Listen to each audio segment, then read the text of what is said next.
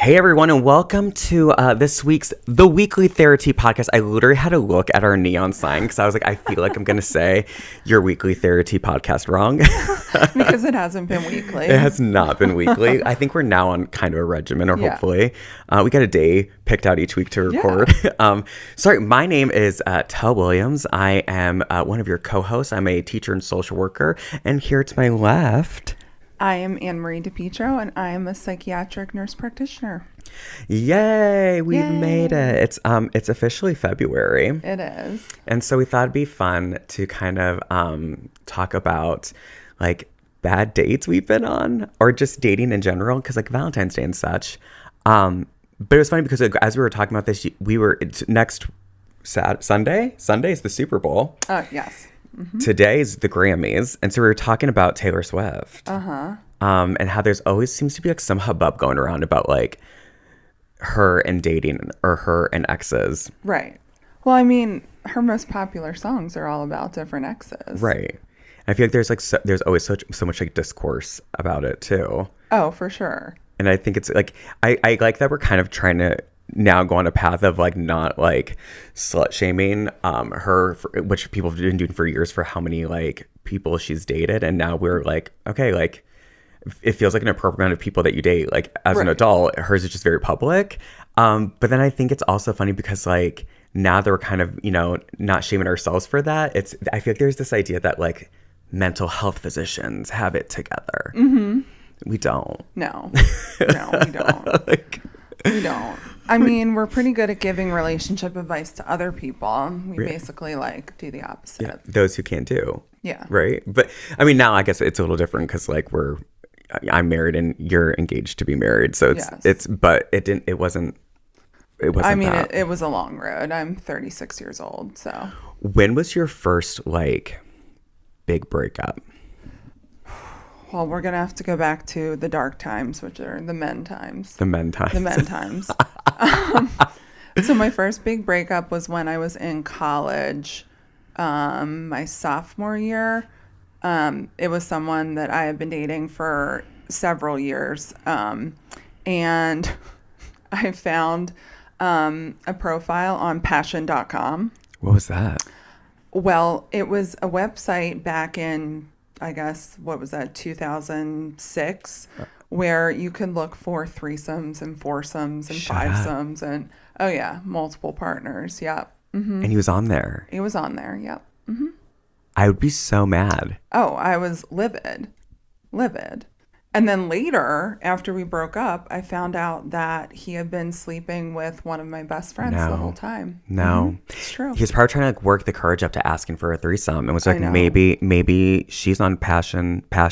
Yeah, passion.com. They're dirtying the soap opera that was. Oh my gosh. R.I.P. Timmy. I know. Timmy and Tabitha. Tabby. I wonder if anyone else watched Passions. Oh, they have. Listen, I'm not gonna out him. But someone I went to high school with, very, very straight, obsessed with Passions as well. And he was like, well, it was on at home. I'm like, don't lie to me. Yeah. Everyone was into Passions. Right. Days of Our Lives and then Passions. Yeah. The love triangle between, was it Ethan and Teresa? Mm-hmm. And like, do you remember the, like, was it prom or homecoming episode where they like mimicked the Titanic? Yes. Yeah. That like restructured my brain. Yeah, for sure. And I think Teresa, the actress, she does Lifetime movies now. I'm glad that she's still getting work. Yeah. She was the early 2000s for me. Oh, yeah. It wasn't, was that Days of Our Lives, that Kristen Storm? Yes. Xenon? Yes. Mm-hmm. That was Days of Our Lives. If you don't know what Passions is, I guess we should. So Passions it was a soap opera that came on before Days of Our Lives. And it was like. It was after Days of Our Lives. Was it after? Yes. Okay. So it was like the teen soap opera, would you say? More geared towards teens. Yeah. And I mean, it was a little like magical because there was a witch and, you know. There was definitely like a magical aspect to the show. Yeah. And then Timmy, the doll, came to life. It was Tabitha's like ended up being like her child or whatever. It was ridiculous. It was amazing. It was everything I wanted in a for sure. soap opera and more. It taught me how to love. I know. I still sing the theme song. You're my passion, my life. Yep. I won't scar everyone by trying to sing it, but I just did. Yeah. I feel like it's maybe that's why like it was such like so much turmoil in the dating for us is because we were obsessed with passions. Like that was like sure. That was our gold standard of dating. Was a soap opera. Right. And I mean, when my first breakup ended with passions.com, it was like full circle moment.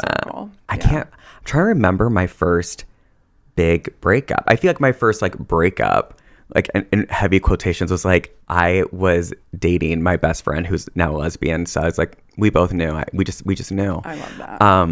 And I think it was like our sophomore year, because we started dating in 6th grade, and then we were like on and off again, and then we finally just like I remember sitting on the hood of her car and being like, "We're friends, right?" And she's like, "Yeah." And I remember being like devastated because I felt like it was gonna like end the relationship we had, and it just made it so much stronger. So you can go from dating to friendship, but it has to be strictly platonic afterwards. And you have to be gay and a lesbian. Yeah. Which is what happened for us. But I feel like that was my first like heart-wrenching breakup, and it wasn't even that like I was upset that the romantic relationship was over. Is that like, I mean, we're still best friends of 21 or 22 years now. Wait, 2002, 22 years. Like a Taylor Swift song. Love that song. I feel like my first romantic, like devastated breakup would have probably been, I would say, my freshman year of college, because that was like the first time I had a boyfriend, like significant boyfriend. We called each other boyfriends, asked each other that kind of thing, and was the nicest human in the world. Like you couldn't have dated someone nicer, to the point where So you were like, bye? Me? Because he was too nice? No, I wanted to, like, after probably 2 weeks, I was like, went like full lesbian. I was like, U-Haul, let's get married. This is it. But this was around the time that they put me on medication for bipolar disorder, even though I'm not. So I was not regulated. Yes. Not regulated. No. And so he was like the sweetest human, and like, drove an hour and a half to school because we went to different universities, and was like held my hand and broke up with me. And was so sweet, and like stayed for a while to make sure I was okay, and was like the nicest human in the world. And I was like, probably couldn't have been a better breakup, but it did set me up for failure of how I thought breakups would be moving forward after that. I can't say I've ever had a good breakup. Like, really? Every single one was so dramatic. Why was that? I mean, I must just be dramatic. I don't know. Or I have like really horrific luck. I mean, maybe a bit of both. Did we talk before about my ex that's now dating my ex? I don't remember, but I like the story enough that I do want to hear it again, because it is traumatic. So I was dating someone for a couple years, and we had lived together. She moved out. She was like half moving back in, whatever. I ultimately gave her an ultimatum, and I was like, you're either like moving back in for real or like we're done. Because I honestly think she would have like lived apart from me and dated forever. Really? Like we saw each other like 2 days a week, and she would be like fine with that. But so anyway, so we broke up in May. I started dating someone else maybe like the next month. It was like not super serious, but after you get out of like a long-term relationship, the next person you meet, you're like, oh my God, we're getting married. Let's go on a cruise. 100%. So literally we planned to go on a cruise. Yeah. We plan to go on a cruise, okay, in August. Oh, my God. And I don't even know what happened before the cruise. It was like something with her work, whatever. Ultimately, she bailed on the cruise, right? So right before the cruise, I had a cat who ironically belonged to my other ex, but I had adopted the cat. And my ex that we're talking about loved the cat. So we had to put the cat to sleep. So my ex came to say goodbye to the cat, blah, blah, blah. We do that whole thing. The current girl I was dating came home from work, and they crossed paths. Okay. Cross paths. I would say... 2 ships passing in the night. 2 cruise ships passing in the night. Max of 7 minutes. Okay. Okay, that's like a little bit more than cross. I'm thinking like just like on the street. Like they like probably hello, hi, how are ya for 7 minutes. There's talking involved. Yeah. Okay. And mostly like me talking probably and About like the trying to cat. make it not 100%. awkward. So I go on the cruise by myself, which, by the way, is fantastic Is to it? go on vacation by yourself, for sure. I met another nurse practitioner and her family. We like went to the spa. I did whatever I wanted. Yeah. Got breakfast in bed. It was great. So I'm on the cruise. My ex and I had still been talking, the long-term one. And all of a sudden, while I was on the cruise, she just like stopped talking to me, like wouldn't answer, whatever. And we never really like talked about why that was or whatever. Now, between August and December, both of them intermittently were talking to me. They like came to my house. We like did stuff. I made like robes for one of their sister's weddings for her. So, but they're both your ex at this point. Right. Okay. And I'm like talking to them separately because of course, like they had nothing to do with each other. I met the one girl at work and the other girl on, I don't know, some lesbian dating website. Yeah. And then, you know, I'm like living my life, going along. And then on Christmas, one of my friends sends me a picture and is like, I just found this picture on Facebook. And it was a picture of my two exes at a wedding together. And I was like, oh, what? Oh, what? This is like my ex girlfriend's wedding best friend. It's a Julia Roberts and Cameron Diaz rom-com if I've ever heard one. Right. So come to find out, they met up in August while I was on the cruise and had been dating the whole time. So when they saw each other for 7 minutes, were they dating? No. That was when they first That was love at first sight. Right. Yeah. Right. So then a few weeks later, I go on the cruise. They met up while I was on the cruise. Perfect time. And then, like, weirdly, both kept talking to me. Both, like, separately would come to my house. Just so weird, right? Like, well, I think it's just, like, the lack of, like, being, like, completely, like, honest and, like, full disclosure. I'm talking to your ex, even though I'm your ex. Right. Like, we're in a full-blown relationship. Yeah. I didn't even know that they, like, ever communicated. I mean, to be fair, you are a matchmaker now. Right. Yeah. I know. Are they like still together?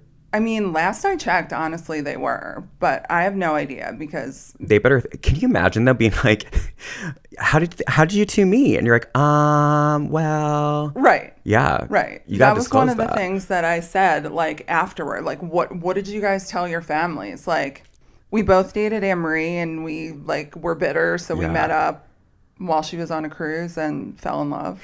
I mean, here's the thing. Well, I think it also like did either of them end like horrifically? I mean, but you talked to both of them, so it could have been. I mean, with my ex of like a couple years, it was completely toxic, insecure attachment, back and forth, like bad. She had left her fiance of 10 years, like when we started dating, who was a man. So. You know, the whole drama of like being the one that made her a lesbian. Yeah, 100%. Yeah, right. So that was the toxic part. The other one, I mean, it wasn't really like that serious, but you know, lesbian U-Hauls. So here's the thing. I get it's shitty and but if I had to be again, like if I was like talking with a client, those who can't do therapy. So like. I mean, we've shared clients that we talk to them about their exes, the people they're dating, and we never are like, you have to or you should do this. It's just like, you know, here's how we should objectively look at this. And so I think it's funny when it's like they don't think or know that we've probably been in the same position. Mm-hmm. And so it's like not only are we speaking from like a clinical standpoint, but also like personal lived in experience. But I guess something like really petty I did was I actually did like, we're going to loosely say date my ex's ex. Oh my God. but it wasn't. You did it? Like, okay, so let me explain. So I was dating, I probably told the story because this was like one of the worst breakups I've ever had. I was dating this guy who he was getting his PhD in some like psychology thing. I think it was like business psychology or something, like something I'm like, I don't even know.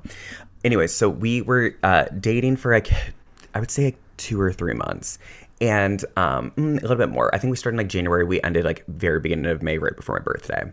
So you're basically almost engaged. We were married. We had 12 kids, and we Yeah. had 7 cats, and we Yeah. had 13 dogs. Right. And all that equals Taylor Swift's Reputation album is coming out Right. today. So we were dating for, I guess, a few months, and I was 21 at the time, so this was almost 12, 13 years ago. And I was tiny. I was like probably like 135 pounds, right? And this guy, I mean, he was very, very, very muscular. And he would encourage me and like to work out with him. And I was like, okay, fine, whatever. And like, I was super active. I was running all the time. I was doing a lot of musical theater, but like I didn't have any like muscle build. And so I'd get really frustrated because we'd go to the gym and he'd work out for like 20 minutes in like khakis and a polo. And again, he's ripped. 20 minutes and that was it. I would be finishing a warm up to start working out.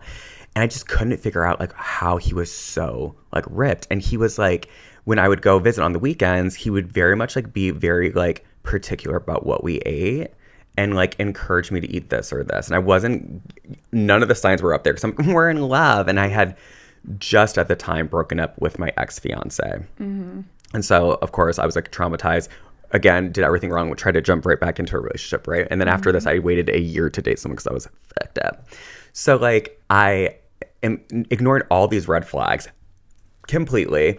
And again, like he would then do things like, oh, you should Snapchat me. Oh, you're at dinner with friends. Snapchat me like what you guys are having, but really so that he could see what I was eating. And so I went from like 135, 140, I can't remember, to like 128. Like I was tiny. I had a little bit more muscle build for some reason. We're out at dinner and I had ordered, and I can't remember what it was, something with bread, and he had ordered. The waiter comes, they put our meal down. My ex reaches over, takes off the bread from the sandwich I was eating, put it back onto the waiter's tray, and was like, I work really hard for my body, and I deserve to date someone with a 6-pack. Oh my God. I remember looking at the waiter. Stop. And I look at him, and I looked at the waiter, and I was mortified. The waiter's mouth is like hanging open. The waiter leaves, and I like finish the meal because I, again, have no confidence still. And it took me a while. I don't even remember what it was that made me go like, peace out, leaving. But like a few weeks later, his ex reached out to me, or recent ex, like he broke up with me, immediately got with some other dude. They dated for a few weeks or maybe a month or so, and they broke up. And he reached out to me. He's like, hey, I don't want to hate you or anything like that. And I, did the stupid thing going through, my ex's phone. And there's a lot of like pictures of you on there that I deleted because I don't think that's fair that someone would, have those. And he goes, and he would always compare me to you and like show me pictures of what you looked like and like try to mold that. So we didn't even date. We like, went to dinner and we took a photo and we sent it to him and then blocked him on everything. Oh my God. Like, probably not the most mature that thing for you though. Yeah. And he's like, I don't know. There's like some deeper to thing, and like now I'm like so insecure about like he wanted me to put everything I was doing throughout the day onto Google Calendar, which is why I've told you like I'm like so like traumatized by the Google Calendar, and my husband Jason's been trying to get me to do it for years. And I just started using Google Calendar like I don't know, a few months ago, and it actually is great, but like I was so traumatized by like an alert coming up or like him being like, you just snapped me at the gym but you're supposed to be grocery shopping now. And I'm like, and again, like just like completely unaware that this is not fucking normal. Like this is not an okay relationship to have. Right. You just ignore every red flag. Every red flag. Every red flag. 100%. I have never paid attention to any red flag ever. I'm like, red flag, perfect. I'm like, I love you more. The second there's a red flag, colorblind. Like I'm already colorblind, but like red, green, colorblind out, I'm like, every flag is a good one. Yeah. 100%. Yeah. What's the worst red flag you think you've ignored? This is a good one. So I started dating this girl over COVID, like literally right when COVID started, like when you first started to have to wear masks. And she was a pharmacist. She lived in Maryland. And so, we did the whole like U-Haul thing, obviously, but you couldn't go anywhere, like literally. So, and then one day I like saw her like scrolling through her phone, like shopping on Amazon or something. And I was like, what are you shopping for? And she's like, oh, a birthday present for my friend. I don't know, let's just call her Barbara. And I was like, that's weird. Like, why are you sending Barbara a gift like right now, right? So I don't remember how I figured this out. But I figured out that this girl was the person she had been dating like before she started dating me. Before. That's the key word. Okay. So she did admit like to lying to me about her and that they were still talking and whatever. So I like lost my mind, obviously. And then woke up one day and was like, oh, it's probably fine. Like, we'll just keep dating. It's fine. We'll ignore it. And then, like, at least 5 separate times during the year-long relationship, I caught her, like, doing something with this girl. Like, she lived in Maryland, and then, like, she was basically living at my house, and we shared each other's locations. And you know how when you're sharing a location, you can kind of see, like, the general vicinity someone's in? Yeah. So, like, it was the parking lot of the Walgreens, you know? So I'd be like, why are you in the parking lot of the Walgreens for, like, 45 minutes? Yeah. And she's like, oh, no, like, that dot's wrong. It's inaccurate. Like, I was in the pharmacy. So the one day I was in Maryland. We had driven together for her to go to work. And I'm sitting in the parking lot of the Walgreens. And I look to my right. And I am not kidding you. This bitch is sitting in the car next to me. Together or separate? Separate. Was she waiting? Yes. Why Walgreens? Yes. That's the pharmacy she worked at. She was a pharmacist. Oh, thank God, because I thought this is not romantic. Oh, yeah, no. And I was like, you have got to be kidding me. But, like, this girl had all the excuses in the world. Like, all the excuses in the world, right? She gaslights, she gatekeeps, she girl bossed her way out of it. The gaslighting was outrageous. So instead of like paying attention to all these red flags and having like some sense of self-worth, right, I was like, I'm gonna catch her. Okay, so this is the extent to which I went. I found on Amazon a pen that recorded. Shut the fuck up, Nancy Drew over here. Okay. But this girl was so skilled that like I tried a whole bunch of different ways before that. But so I had to plan. The two of us were going to St. Louis. She was flying back from St. Louis alone. And then I was flying back after. So on the way to St. Louis in the car when we went together, I dropped the pen in like the passenger. Shut the fuck up. Yeah, in the passenger seat like little thing that they have. And I was like, okay. And I had to get one with like really long battery life, you know, because I needed it to last days.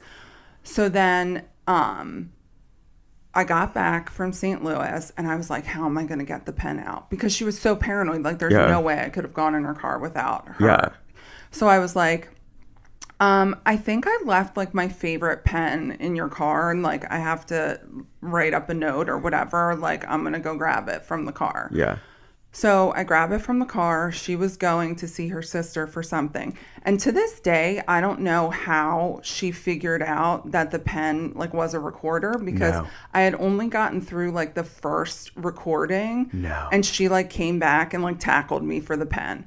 But in the first recording, it was her talking to the girl, talking about how they were going to get an apartment in Reading and telling her how her sister had brought her to her niece's birthday party. The girl she was cheating on me with. And like talking like they were, you know, like an old married couple. And they're like saying like, you know, she's saying to her, like, you're going to move forward with the plan, right? Like you're going to move forward like with ending this and whatever. That bitch had no intention of ending anything with me. She was literally dating 2 people at the same time. You know, I've never got to understand what goes through people's mind. Like when they have no intention of leaving their current partner and dating someone else and want to do that long term. Like how many people have secret families out there? This is ridiculous. Right. Like, and I'm thinking to myself, she's taking me home to her family and then this other girl home to her family. And is her family like... Polygamy's fine. Like, right. You know, I mean, at least with polygamy, the women know about each other. Well, I think like, what we love a consensual, all-informed polygamy. we don't love, non-consensual, lying about it. That's even polygamy. Right. That's just cheating, And right? she was so good at lying that I literally felt crazy. Like, I was like, I have to have it on like some sort of record so that I can like face this finally. Well, I think sometimes we need that proof. I mean, like, probably not like a pen in the car kind of proof, but like we need like that one thing to remind us and to like hold ourselves accountable. That I didn't like even break up with her after that. What made you break up with her? Okay, so my best friend Molly lives in St. Louis. Yeah. She is like the only person that like I'll ever listen to. If she's like, Emery, shut the fuck up, I'm like, gotcha. Totally. Yeah, no one else would I do that for. So she is like the end all be all of anything. And so I remember this distinctly. We were both on the deck, me and my girlfriend at the time. We had gotten back from St. Louis. The pen thing happened. We were still dating because clearly I have some sort of, you know, like serious issue. And she was like, I mean, I was thinking about it, and I think it's like really ridiculous how Molly and her husband take advantage of you. And I was like, what are you talking about? And she's like, you know, you buy Sloan all these clothes and you go there and you spend all this money on them and like they're just using you for your money. And I was like, you have broken the cardinal rule of my life. If you say a negative word about Molly, you're done. Yeah. Go pack your stuff. You're done. Yeah. That was it. That's how we broke up. I think it's because there are times that, especially like when we're first dating someone, that like there are people in our lives that mean more, right? So it's always funny when there's like someone gives you kind of an ultimatum and you're like the person that's been there for me, like, you know what I mean? It's funny. That's like not even the like hardcore in your gut know that she's cheating. It was like the like trying to manipulate you against your friend. You're like, no. Yeah. That's the last straw. Yeah. Like Molly is sacred. Right. So you're done. I mean, I like that. That was the line. That's the boundary we put up. If you had a client tell you that they like put a recorded pen in someone's car, listened to it and was tackled for it and still didn't break up with them. Can you imagine? You'd be like, I'd be like, let's revisit your childhood and talk about attachment. Let's talk about our attachment styles and right self-worth. now. Yeah. And I feel like a lot of it, because like there's so much difference between like a friend or even just like a random person that you see like at this grocery store asking for advice versus like being in like therapy, right? Like I don't want to give advice and like manipulate you into doing something that, even if I know this is the healthiest choice you have to make, if it's not your choice, it's we're not making progress.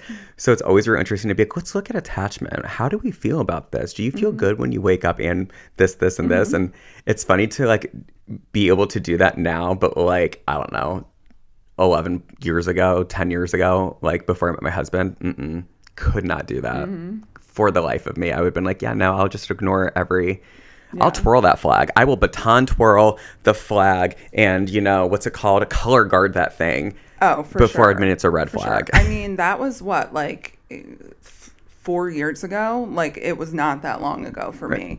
And then after I did a reunion tour with the ex that broke up with me on the plane. Your Eras tour. Do you remember that? Broke up with me on the plane. I'm laying on the suitcase in the Philadelphia airport sobbing. And so I thought it would be a great idea to revisit that relationship and start dating again. I feel like this is advice. Our listeners aren't our clients. What do you think about going back to exes? Well, coming from someone who has done that, I think most have. Yeah, you think? I think most people have. We had a full year break in between. How long did you date the second time? A few months, because then she locked me out of her house when I was intoxicated and it was 10 degrees out and I had to sit in my car until I sobered up. So it wasn't as long as the first time. No. I feel like most people have, right? What is your opinion on it though? I mean, I think it depends. Like, whatever the reason for the breakup is, what red flags were there, if it was, like, you know, how much growth work you've done in between, you know, like a whole Ben Affleck, Jennifer Lopez thing. She was on SNL last night. Was she? Yeah. Did she look great? She doesn't age. Always. She doesn't. I mean, it's she ridiculous. has the Puerto Rican genes that I know. I'm hoping my mom gave me. I think that she probably did. No, I agree. I feel like a lot of it is the growth in between. For the most part, I always say going back to an ex where neither of you have done any work is like putting on dirty underwear. Like, right. Why do it? But like, I feel like there's instances where people like have been able to break up because they know that like they're not working for each other, or one of you might be in a bad place or need to do work. And so if the work's been done and those issues that caused the breakup aren't there anymore, I feel like that is okay. But I feel like a lot of times there's no work. It's just kind of like going back, you know? Right. And I mean, she had done zero work, like zero, like admittedly zero. And I had done a lot of work, which really like is unfortunate. But I truly believe that two people, if they're committed and doing the work, can make anything work. Oh, yeah. You know, like I really like Gottman theory, and Colleen and I see a Gottman therapist. So everything is very structured, because I do better with like structured therapy, you know, and we like role play and whatever. But that's one of the things we talk about in therapy. Like if you both have a common goal and you know that you're committed to working towards it, you can, right? Like there's nothing intrinsically between two people that if they're committed and want to work towards it, like, and they're both making individual progress together, I think like anything can work. I think the reason why things don't work is because one person or both people are not committed or not being authentic. Right. I think it's like important to know, like, and not just because we're, you know, in the mental health field, but like therapy does work, and these things do work. It's just like, I feel like a lot of times when they do is because the relationship is done, right? There's, and I always forget it, but it's one of my favorite models, which is super funny, but it's the interpersonal relationship step model. And you can fix any relationship, really any interpersonal relationship, as long as you're not completely almost at the bottom of the second staircase. It goes up and we go down, right? And when we're at the bottom, that there truly is, no matter how much therapy you do, no matter how much, you can't turn back from that, right? And I feel like in some cases, when we look at a lot of couples therapy that fails, it's because like that's where they are. And a solution to, you know, a relationship and going to see a therapist is if everyone can be honest enough to say, yeah, no, this is, it's done. We're not working. This isn't working anymore. Yeah. Yeah. Which is like not a fun place to be, I'm sure. And I think the other thing with therapy too, that we don't talk about enough is like, a therapist isn't a match for everyone. No. So like if you say like couples therapy doesn't work, like I would try another couples therapist. Yes. You know, I've been through many couples therapists until I found the woman that I see now. And I've literally seen her through 3 relationships, because I am the number one proponent of like on the U-Haul second date, like start therapy. Yeah. Because like I know myself and I have to be able to like learn the tools to communicate with someone and be authentic and not, you know, ignore red flags. Yeah. Colleen and I started therapy like literally the second week we started dating. Hey, this feels long term. It feels like I can go places. Let's start therapy. Yeah, for sure. I think that's like a great thing, actually. Like if I like my aunt and uncle got engaged after knowing each other for 2 weeks, married after I don't even know how long, and they've been married now for like 30 some years, right? So like I feel like not that I'm a proponent for being like jump in feet first, you know what I mean? But like it's kind of like, especially as I feel like we get older, it's kind of like when you've dated, you know, many a persons, and you're like, yeah, no, I know what I'm looking for. I know what feels right, what does not feel right.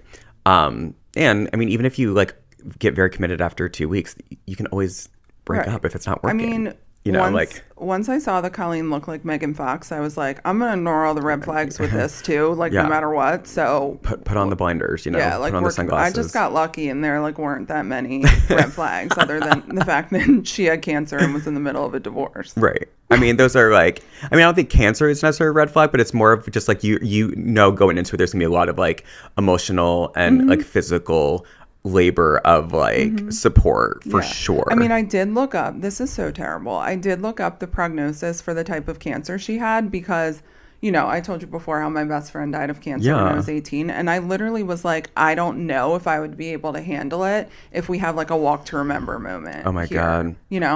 And in the beginning, actually, when I asked her to be my girlfriend, I played the Walk to Remember song. The fucking death grip, A Walk to Remember Had on Us of Shane fucking West and Mandy Moore. I can't. I distinctly remember her horrific curls and the play about like some gangster. Like, what a movie. I know. I mean, it was God. a tearjerker for sure. Like, I'm in two places at once. And the tattoo on the shoulder. She's like, oh, me, the widow pastor's daughter. Like, what was it, a butterfly or a rose? What was it? I don't know. Butterfly rose, probably both. Oh my God, that. And I just remember, like, what was I, 5th grade, 6th grade, being like, oh, what a harlot, showing her shoulder blade. I was shooketh. I was like, I cannot believe the youth groups, the churches that this death grip of a movie had. And I'm just like covering my eyes as she's shown a shoulder blade. I know. My God. Wild. And you guys, is your song Only Hope now? Oh, for sure. Not that. Yeah. Not that. Well, I mean, now that she didn't, die and she's cancer free, I mean, it doesn't really apply as much, right. But we're still looking for a wedding song. It's like the best, like, Grey's Anatomy episode that with a happy ending. Oh my God, chasing cars. Yeah. Well, yep. What is it with these like trauma songs and all these like medical drama love things? I was devastated that they didn't play Chasing Cars on Meredith's last episode. They said it's too iconic. They said, listen, we love a tearjerker too much. Somehow I didn't know that Patrick Dempsey was leaving Grey's Anatomy when he left. So when I live watched the episode where Derek died, I was like shooketh. I was sobbing on the couch. They started playing Chasing Cars. I like rolled onto the floor sobbing. It was just... You couldn't... Chasing Cars might have been the friends we made along the way, if you think about it. I know. I don't know why, but I like watched maybe in my entire life a full episode of Grey's Anatomy. And all the other things, I as someone who's only watched probably one episode of Grey's Anatomy, I think the musical one. Oh my gosh. I have seen so much Grey's Anatomy from my TikTok. Really? I don't know what it is about my algorithm. My algorithm is nothing like what I post, which is so strange. I feel like what you post, you probably would get videos similar. Absolutely not. It is so much Grey's Anatomy and ER.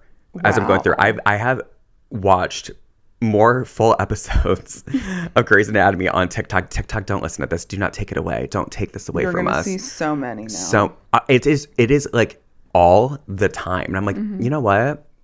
I don't know what this is. I mean, I just rewatched like all of ER the other day. But really? I have seen every single episode of Grey's Anatomy since the first one. Maybe, again, with this Grey's Anatomy, with this Passions, it's like somewhere along the way, we got an idea of what a good friendship was. Got that down. We got that down, but I'm not sure about the relationship side of it. Our relationship models were not great. Not great. What was your favorite rom-com growing up? Growing up? That's hard. I mean, in general, I love The Proposal. The Proposal? Oh, with Ryan Reynolds? Yeah, and Sandra Bullock. Yeah. Oh, wow, I love Sandra Bullock. Do you know when, the scene where the dog gets lifted up by the hawk? That's, see little Ruby here. Ruby's our new office dog. She is. When the vet was like, you can't like let her outside without a harness on because you need to be able to like grab her so a hawk doesn't. I was like, I really thought that was like a joke thing in The Proposal. No, it's a thing. When Sandra Bullock's like chasing the bird. Love that scene. But I love The Proposal. I think that's really like the only rom-com from when I was younger that sticks out to me. I'm trying to... Or what was the one with Kate Hudson? Everything. 10 Things I Hate About You. Bride Wars. Something Borrowed. No, maybe she's not Something Borrowed. The one where they sing the... How to Lose a Guy in 10 Days? Yes. Why did I say 10 Things I Hate About You? That was absolutely like Julia Stiles and like... Yeah. So many other people, but not... Yeah. It was the word 10's in it. How to Lose a Guy in 10 Days. I love Kate Hudson. Oh, I love Kate really Hudson. do. Like, Me too. any rom-com she's in, sign me up. Yeah, you know, for sure. we're gonna ignore that music happened, but like, love her in Nine. You know, like, I can't think, and I feel like all I did, like, in high school and middle school was like go to rom-coms because it was like the age of rom-coms, and I can't remember like if I had a favorite one. The Notebook. I mean, it's not a rom-com, but it's like That's my dad's favorite movie. It's hands down my favorite movie. Hands down. I mean, I'm like obsessed with Rachel McAdams, so I know I liked that. I think what was really confusing for me is it didn't necessarily follow the model of rom-coms that we're used to, because her fiance in it was a good person. Like, he was a nice guy. Right. And I think that's what was heartbreaking. Like I modeled every relationship after The Notebook. Like, I wanted them all to be like The Notebook. Yeah. Where that scene and they're like in the rain and screaming at each other. What like, do you that's want? what we do. We fight. Blah, blah, blah. And I'm like, oh, so every relationship I have where like we're fighting and they're cheating on me and they're gaslighting me and whatever. Like, it's just like or what's his name? Oh my gosh. Not Ryan Reynolds. It's Ryan Gosling. It's Orion. Yeah. You know? Yeah, same thing. It's just like those two, you know, like we're just going to end up like them. We're standing in the rain and Crying. And that Taylor Swift song, I would think about that too. You know, the one that's like fighting in the rain. I remember that fight, 2:30 a.m. Not that one. Yeah. Yeah. Yeah. When everything was shooting out of my hand and I crying and you followed me out into the street. Yes. Okay. I don't think there's rain in it. Maybe there is. Someone's No, probably there is screaming. rain. It's like kissing in the rain. Oh, that's probably another one then.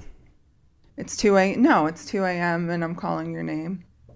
I was thinking something else. You were? Mm-hmm. I was. I think The Way I Loved You. That's what Oh, it's yeah, called. Yeah. So I was like Chaos is what I like modeled everything after. Like that song, you know, like get treated like shit, but you'll still Go back. Yeah. And the same Or just, thing. you know, I feel like the breakup with Vince Vaughn and Jennifer Aniston, I loved because they broke up. Like, and that was one of the first movies that like ended and like not a Hollywood ending. I was like, oh my gosh. And it like showed me an example of like when to leave kind of thing. But speaking of Taylor Swift, I have a friend, Patrick, and he is the like hardest core Swiftie I've ever met in my life. I think he went to like 2 or 3 Era tours and then saw the Era tour movie. I know multiple times by himself, but went with a group too. Oh. But he was always like sending me videos or clips of like, oh, you have to watch this, or like when a new album or song comes out, it's like, oh, go listen to this. So I remember it was, probably now like 2 years ago. He was like, oh my God, did you hear the new Taylor's version of Red? I think it is. And I was like, oh no, I haven't. And he was like, I need you to go listen to the 10-minute version of All Too Well. And I'm like, okay, I'm absolutely not doing that. Like, I'm going to go on a run. Like, I'm busy. And he's like, no, like, just go listen to it. Like, trust me. And I was like, I'm so annoyed. Okay, fine. And so I put it on my phone. I bought it because up until like a few months ago, didn't realize that like you could do Apple Music and not iTunes. So I was buying everything. So I bought the song on iTunes and I start running and it's 10 minutes long. By the end of the song, I am sobbing while running and then I'm laughing because I'm like, what is wrong with me? And I don't know what it was. I went back home and I was livid with Jason. I was so mad. I was like, you ruined my 21st birthday. Didn't know him during my 21st birthday. I was like, cannot believe you would like manipulate my father like that. None of that happened, but because it happened to Taylor Swift, it did happen to me. Right. I felt that. I felt that hardcore. And I was like, damn, the power she has over getting us to feel the feels. She really does. She really does. I feel like I lived through those breakups. 100%. I'm like, and it wasn't me. No. Couldn't have been me. I didn't date someone and left their scarf at my sister's house. I keep thinking, like, what if her and Travis Kelce don't break up? Like, what will the song be? I feel like then we'll be able to have a conversation about ambiguous grief and loss because she'll be talking about like the ambiguous stuff up there, like losing. Well, she has, I guess, written songs about like losing friends and stuff, but like, I don't know. Maybe it's gonna be like a Joni Mitchell moment. You think? Maybe like a love story moment. Yeah, like love songs. Yeah, I like that. Mm-hmm. I think it's I mean, it's I'm trying to think of like the love song that probably like well, did I ever tell you, or maybe you know this, maybe I was the last person in the world to find this out. So Hello, Adele. Mm-hmm. Do you know what the song's about? No. So, hello from the... I thought, like everyone, that it's like her talking to an ex and like checking in. Hey, how are you? My friend Kylie was like, oh no, that's not what hello is. I'm like, what is? She's like, it's her calling her younger self and having a conversation and apologizing for like who she is now to her younger self. And I was like, oh, she don't listen to it unless like you want to get in that headspace. I'm like, girl, you're so funny, Kylie. And I get into the car, immediately play it, and I'm like, whoa, it is chef kiss. Oh my gosh, I'm gonna have to re-listen to You have to.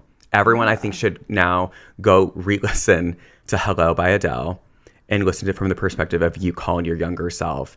Like it's first about like the younger self calling the older self to be like, hey, how do we do? And then the older self calling the younger self and apologizing. And I was like, oh, wow, ruined me. Oh my gosh. Did you have a breakup playlist? Mm-hmm. The first one I ever got, I think I had like casual ones, but someone actually, when I broke up with a guy I was working at a hardware store with, because I'm very butch, like 4 or 5 guys came out after I started working there. I'm like, the power, the influence, wow, the gay influence. There was a guy there, and I won't say his name. We'll call him Bobby. Bobby was like super, super, super sweet. And I broke up with my boyfriend who worked there too. And Bobby made me a breakup CD mixtape. And I didn't know that Bobby was gay at the time. I thought he was just like a super nice straight dude. Jack Mannequin's Dark Blue on repeat, mama. Oh my god. Oh my god. Cried hysterically. And then found out that he had a crush on me. I'm like, maybe I need to make you one now because I don't know about that. And rejection playlist? Yeah, but like a sorry rejection playlist. Like, never mind, you'll find someone like me. Yeah, I had the same playlist that I used for like 7 breakups in a row. What was the top song on that just was like got you every time? It was that song that was like, it was like a country song. Now I've been in a relationship too long that I can't remember it. That's about, hold on, let me look. This is gonna fuck everything up, but it's fine. Okay, here we go. We're literally taking Look, it's called Break Up, comma, Again. Because it's been multiple times. Yes. Oh, Be All Right. That's what it's called. Be All Right by Dean Lewis. That is hilarious and then to me. This Is On You.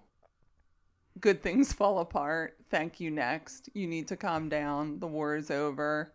Fuck You Right Back. You remember that song? These are all super good. Right? But Girls Don't Cry. That's a good one. Uh-huh.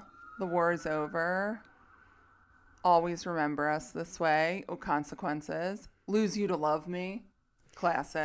These are like bangers too. I don't know why I have Hey Ma at the bottom, but I think it's just because rapping that song makes me feel better. Yeah. I mean, sometimes it's like a very personal, like I need to listen to this so I can get a good cry in. And then other times it's like, well, no, actually I need this because I want to be able to be happy for a moment. Right. I totally get that.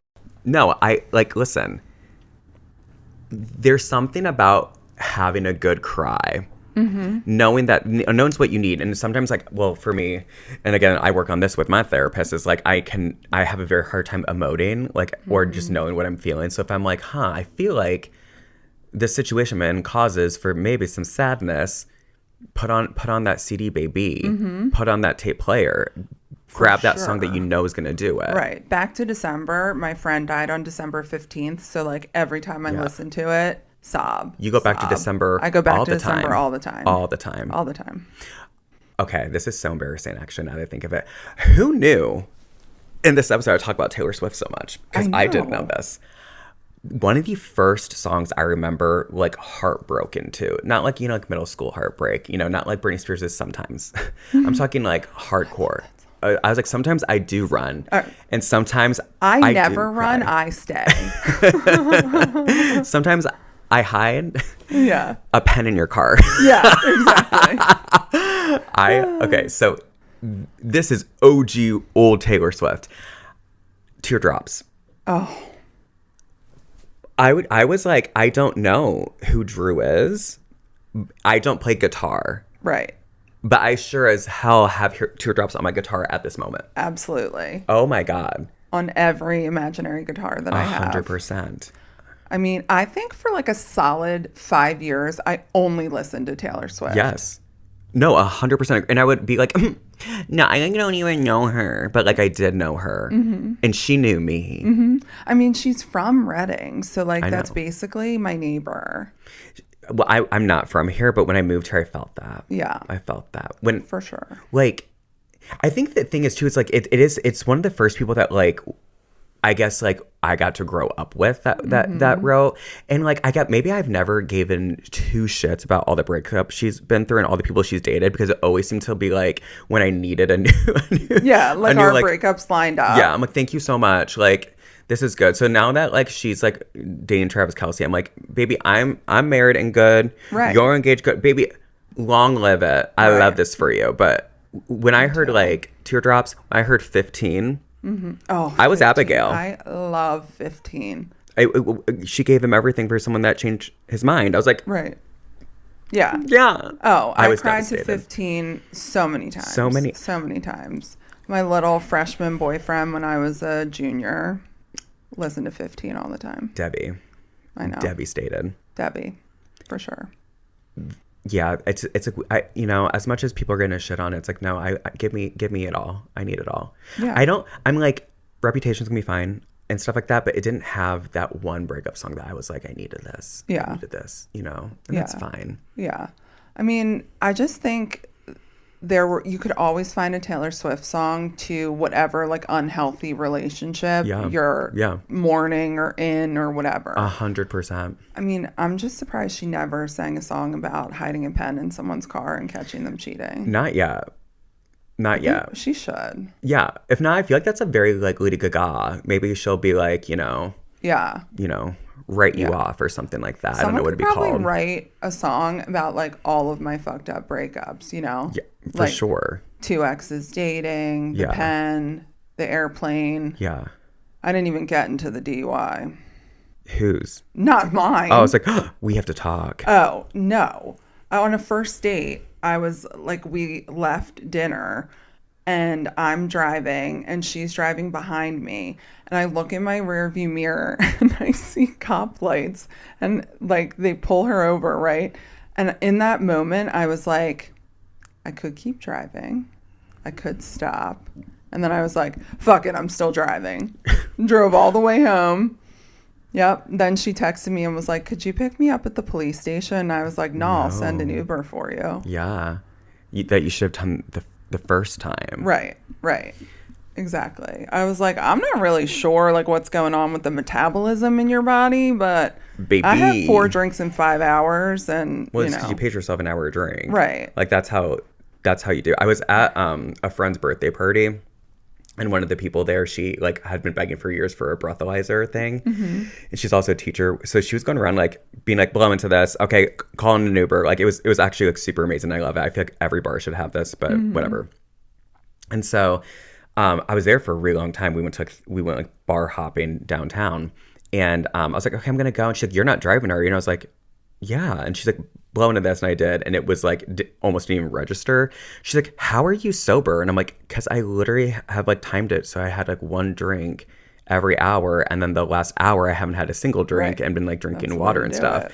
And she's like, I was like, even if I'm like have a drink and it's been like 2 hours. And even at the end of the 2 hours, I just feel weird still. Like it's not worth it. I'm just going to Uber it. Paranoid about like any sort of driving with any influence of alcohol. Like, I feel like that's a good thing to be paranoid about. Oh yeah, I'll take a car like to a dinner just to take it back because I'm so worried. I mean, especially having a license, like you can really dig yourself into a huge hole. Oh yeah, like social she was workers a doctor have like too, so it was social workers have lost their license from it.